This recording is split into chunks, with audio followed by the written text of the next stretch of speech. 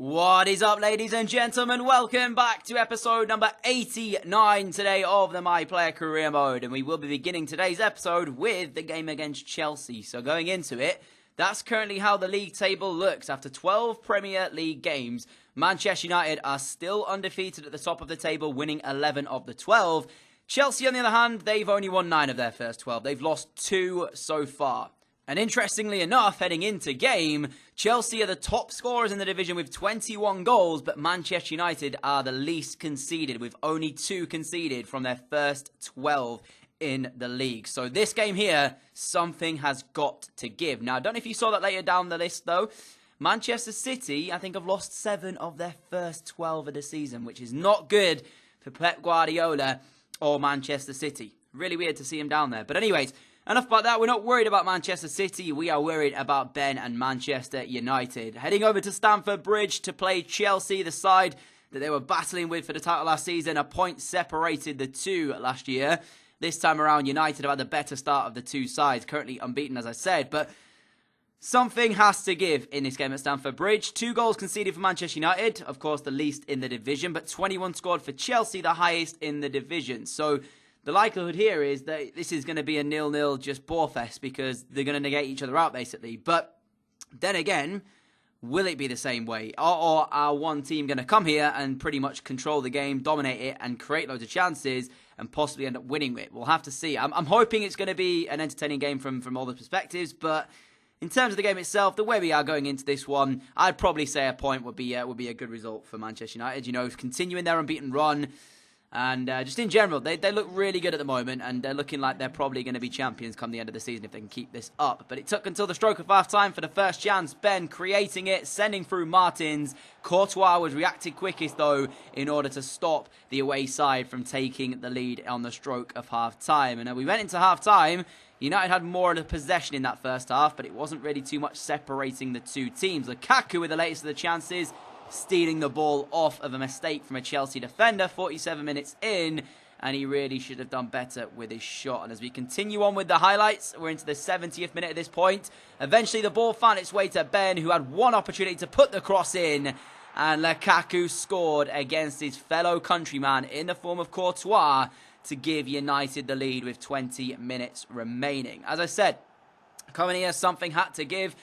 And to be honest, the first half was quite boring. Nothing really happening. They did negate each other out. But as the second half started, United just were the better team coming out in the second half. And that was strange to say considering the fact that Chelsea were the home side. But overall, I mean, in terms of the game, there really was not much that separated them.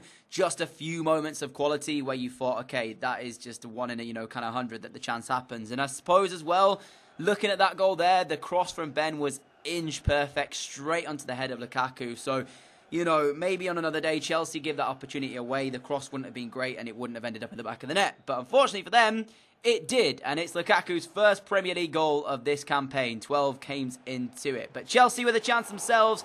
This one was close. Thomas Muller heading towards David De Gea, straight in his hands though. And from there, United created another chance. Ball over the top as he was taken out there, Ben. No advantage played by the referee, but Jota finds his way through before feeding a pass across, and in the end, Courtois makes the save. Gotta be honest, I feel like Jota should have just shot himself, but he decided to be unselfish and try and lay the ball across.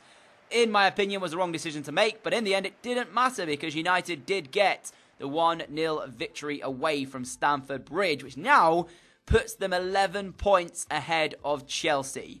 We're only 13 games into this season and already Manchester United are 11 points ahead. There is another look at the goal which separated the two sides. And I mean, in terms of results, best way that United could have done that. They didn't give too much away to Chelsea and they still created their chances when they came to them. And straight from there, they then had another tough game this time around against Ben's former club in the form of Spurs. And it was actually in the Carabao Cup quarter-final, this one. So there isn't massive pressure on this game, but it is quarter-final, and it would be nice to get to another final. But having said that, he's already won the Carabao Cup twice in his career. I can't say that I will be very disappointed if Ben ended up going out of the competition at this stage. But I mean, it's still a trophy to play for. So, of course, we want to see Manchester United win the game. But Spurs, historically in this series, have had the closer games against Manchester United. But this one being a Carabao Cup game means that there has to be a winner come the 90 minutes. No chance of a draw. One of these sides will be knocked out of the competition. Also, I wanted you to listen to something as we go into this game. Just how the Spurs fans felt about Ben Wood when he touched the ball for the first time in this one. Considering the fact he's been left away from Spurs for quite a few years now. This is the reaction he got.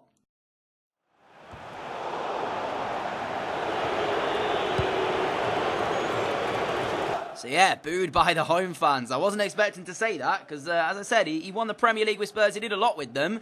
And, you know, it has been quite a few years since he left the club. It's not like he left them straight from there to go to Manchester United. He did, of course, go to Real Madrid in the end. But, unfortunately for Manchester United, although they're playing really well in the Premier League, there will come a time where they've got to lose a game. And to say the least, the first 45 minutes of this one, they were poor. They had no pressure at all on the Spurs' goal. And overall, they just gave away the ball in too many areas they shouldn't have done, which led to Sobey scoring the opener for Tottenham Hotspur. Eriksen across a face of goal, begging Harry Kane to get on the end of it. He doesn't, but there is Ramadan Sobey at the back stick, and David De Gea can't do enough to make the save for Manchester United. So, Ben booed, United 1-0 down. They've got a long way to come back in this game, and it kind of was just disappointing. 70 minutes in, this just summed up how they played all day.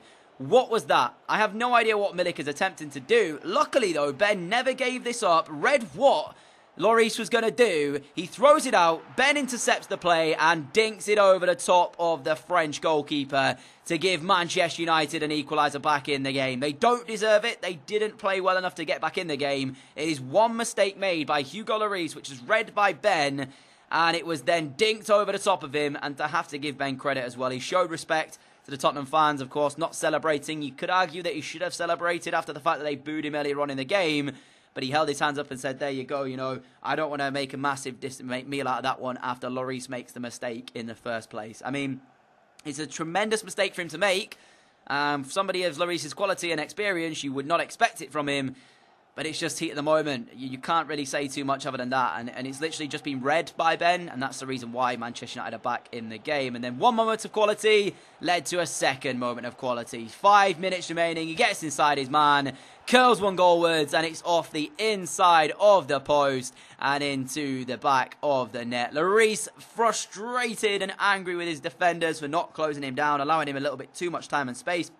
There, Eriksen gives up chase, which allows him to just get the space that he needs in order to put the ball in the back of the net. But Lloris can't really say too much because he made the mistake that allowed Manchester United back in this game. And I suppose there he's arguing, saying the case that his defenders have got to close him down. But, you know, there's not too much they can do when the strike is that good from Ben. So 2 moments of quality from Ben Wood has separated the two sides, and it has led to Manchester United knocking out Ben's former club in the form of Tottenham Hotspur by 2-1. They're through to the semi-finals of the Carabao Cup. Not necessarily deserved by any stretch of the imagination. Tottenham were the better side on the day.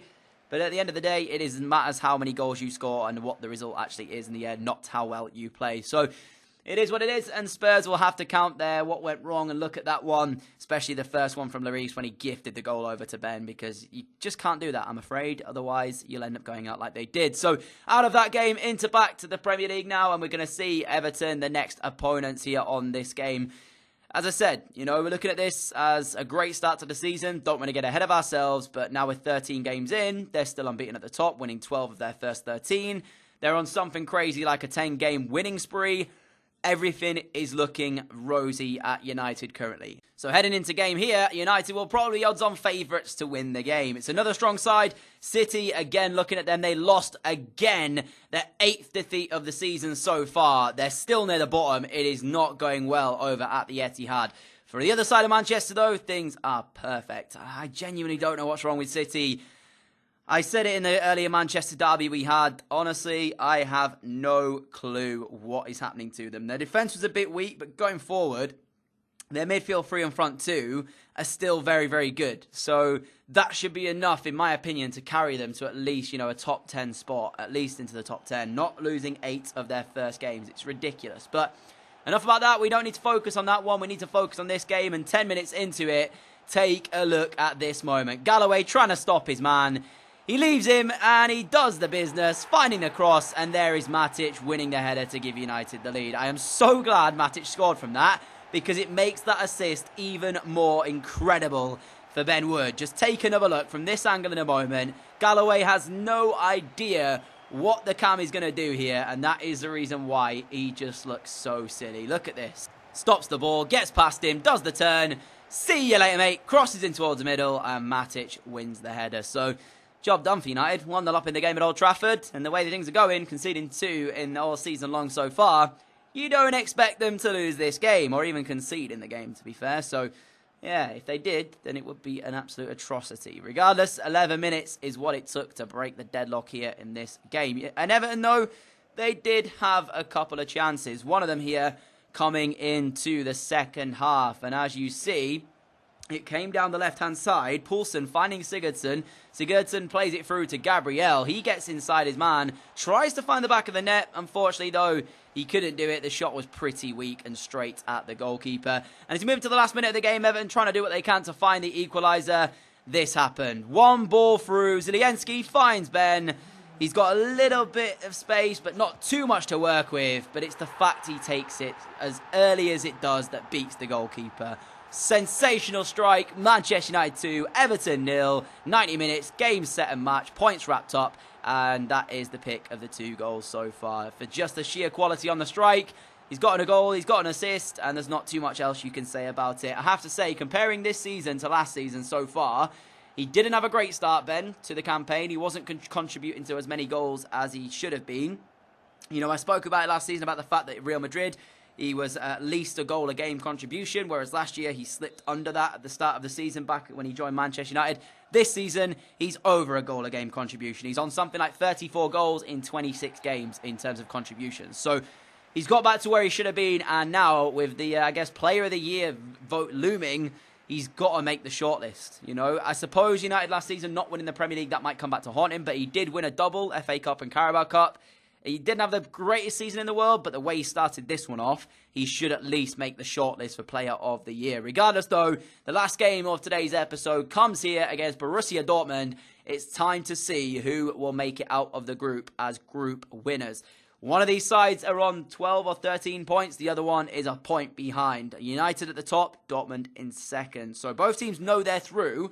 At this point, we're only playing to see who is going to go out as group winners, because, of course, traditionally, it's supposed to give you an easier draw if you win your group. But as we know, doesn't always happen, because sometimes you end up with a situation where you win your group and one of the big teams in the world end up with a bad, qualifying, or maybe there's 2 really good teams in the same division.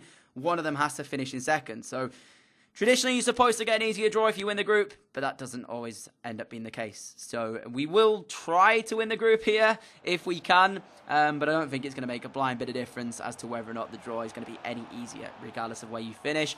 It's still going to be tough no matter what opponents you get drawn against. And Dortmund, I said this in the first game that we saw against these 2 sides when we saw United play against them last time. They were the closest match I think they've had this season. And it continued in this game here. From the corner, I have to say, Forbin's whipped-in cross is delicious. And take a look at the header that gives Dortmund a lead inside 5 minutes. There is not much you can do against that. And I looked at this Dortmund lineup, and quite simply put, I think that they have got a very good squad.